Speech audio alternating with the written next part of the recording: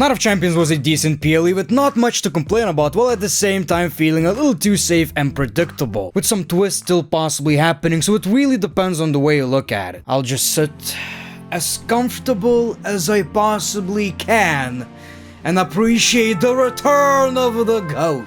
Cody's coming for Cena, Jade is coming for the WWE Women's title, yet another big-ass Samoan is here solo on his first singles main roster title. Randy is gonna snap soon. I wasn't familiar with Saudi crowd's game, and most importantly, Cena vs Punk wasn't a major disappointment. I know these WWE Championship main events are getting really repetitive, it's way overbooked, and while I did enjoy this one in particular, I get where the criticism is coming from, and I'll explain in a second. But is it really as simple as Cody vs Cena at SummerSlam? I don't know about that. Feels like the most obvious route, but at the same time, with everybody focusing on the WWE Championship right now, I feel like there's some kind of a twist happening in the future. And will Cody abandon the crown like he did with the big-ass title? We'll see. Let's talk about Night of Champions. Of course, welcome back to the channel, ladies and gentlemen. Not a single comment about my lack of facial hair. I don't want to hear it. I don't care about your opinion. We're doing the Big Show gimmick now. Obviously, like, subscribe, and all that stuff. You know, I did enjoy this premium live event. It didn't overstay its welcome. I don't really have a lot of negative things to say, but at the same time, it just felt very safe, and I pretty much predicted every single match, which is not necessarily a bad thing, but I don't know whether I should feel good or bad that it was exactly what I thought it would be anyway. So the first match was Cody versus Randy Orton. The biggest highlight for me, honestly, was Randy Orton selling. He's so goddamn good. He sold his back, and you didn't really know at times, is he really hurt or he's just very good at it. And obviously it helps. He's doing it for his own good. If he loses the match, well, his back was up. So I enjoyed this match, but obviously it would look a lot different if it was a babyface versus a heel situation, but it still told a nice story of a mentor versus student. The biggest problem was that it was very predictable since we already saw John Cena versus Randy Orton. It was kinda obvious Cody's taking that W. Now, I enjoyed the part where Orton almost kicked Cody. Nice little story element. Randy Orton is kinda getting blinded by this passion, by this need for the WWE Championship. He was about to put Cody in the medical facility, but then he removed the turnbuckle, he hits it, and of course he loses to Cody's crossroads. So Cody is coming for the WWE title, but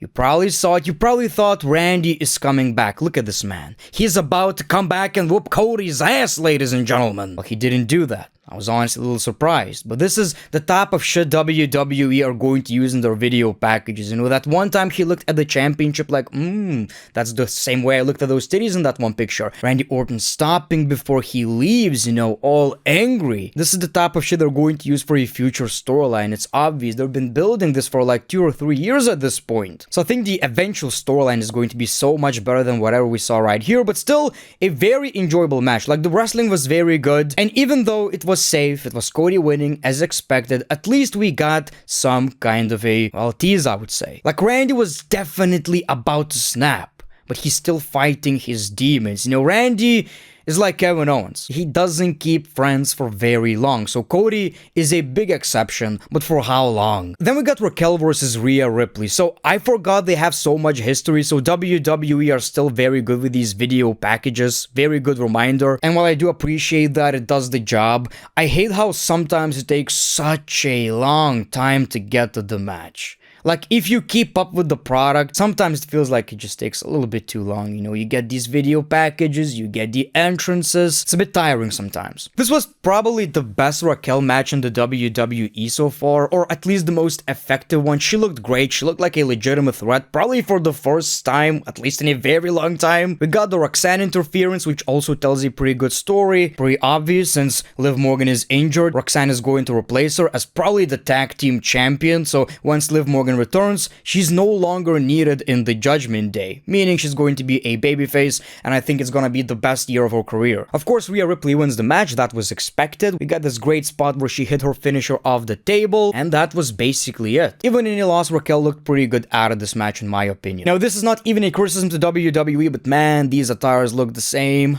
Everybody looks the same. And since we're getting Royal Rumble in Saudi, the women's match is going to look wild. So then we got Sami Zayn versus Karrion Kross. So I feel like this match did exactly what it needed if you actually listen to Karrion Kross promos, because just like in promos in this match, Karrion tried to break Sami, even encouraged Sami to use cheap tactics. The match itself was solid, I would say. Obviously, nothing too crazy. It was all about the story they tried to tell in the ring. We've seen this finish before with Sami Zayn, but it still hits hard, man. When the opponent runs to the rope and Sami chases him with a haluva kick, absolutely love the finish. So as of now, it seems like the story is Sami proved Karrion Kross wrong. He doesn't need to cheat. He's a world championship contender. He shut Karrion Kross up, which makes sense. That's the story they were going for. Sami is an exception to the rule. He's not gonna be blinded by these evil ways of Karrion Kross, but at the same time, what does that mean for Karrion? He failed, I guess. Now, possibly the storyline is still going to continue, but kinda makes me worried.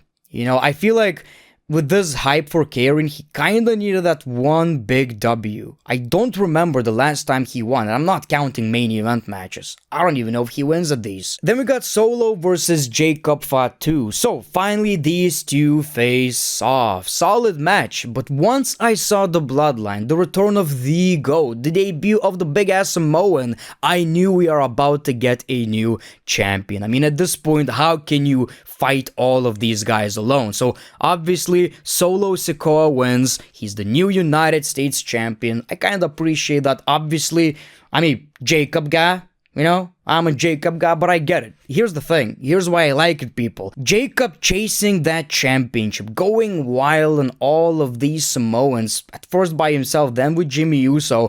I think this is going to be really compelling. I think him chasing the championship is going to be more interesting than Jacob being the champion. If anything, fans are going to like him even more. So, if you're a Jacob fan and you're disappointed Jacob Fatu is no longer the United States champion, just wait. Jade versus Asuka, Queen of the Ring, was fine, I guess, you know. Hate to say it, probably the worst match of the night though. It was just kind of there, really. And we got a botched finish. She hit her finisher, and then when she pinned Asuka, she fell in a way, and it looked like a submission is happening still. The referee went with the pin. Expected result. Now, obviously, everything can change. As of right now, it seems like Jade is going to win the championship off Tiffany, and then Naomi is going to cash in. Or we could even see a triple threat match. But it seems like the most obvious scenario is Jade probably winning the championship, which is the end goal. Naomi takes the title, and then there's the story of Jade versus Naomi, which is already happening, and then Jade wins the championship at like WrestleMania, let's say. Finally, CM Punk versus John Cena. All about nostalgia right here. Look at that Money in the Bank 2011 attire. Call me crazy, my favorite CM Punk attire. So that's what's most important. It was a decent match. It didn't taint their, rivalry. It didn't disappoint in my opinion. The crowd were absolutely enjoying it, so the crowd definitely helped, which is another highlight. I don't remember Saudi crowds being this good, so awesome. Now when I think about it, maybe Royal Rumble happening in Saudi is not that bad of an idea. So I enjoyed the match for what it was. We got the Seth Rollins tease. CM Punk and Cena managed to take them down, so they kinda worked together. We got a handshake, we got a hug, but of course CM Punk knew that John Cena be bluffing. So he catches his leg. We were about to get a GTS, but Seth Rollins hit CM Punk with the briefcase. Well, at that point it became even more obvious that CM Punk is not winning the WWE Championship. But I like the way they did it. They almost fooled me that there's this chance. And then, Seth Rollins obviously cashes in. Curb stomp, Cena pushes Rollins out of the ring, takes the championship, so Seth's plan didn't work out, but he cost CM Punk the opportunity. A very typical finish with these WWE Championship main events. Now let's talk about it. So, by itself, I thought it was great. I was enjoying it, they were going wild. WWE especially is all about drama, it's soap opera for men, people. So I enjoyed it, I thought it was great. I was at the edge of my seat thinking about all the possibilities. Punk winning, cash in, who knows? Yet at the same time I kept thinking, that's the exact same thing we've been watching for like 3+ years. Every Roman Reigns match ended that way. It seems like Cena's matches end in a very similar way. Part of me misses a one-on-one main event fair finish. They're trying to protect wrestlers and stuff, but at the same time, main versus main, people. I just miss some main versus main action without all of these interferences. So it's like, I enjoyed it, but part of me is disappointed.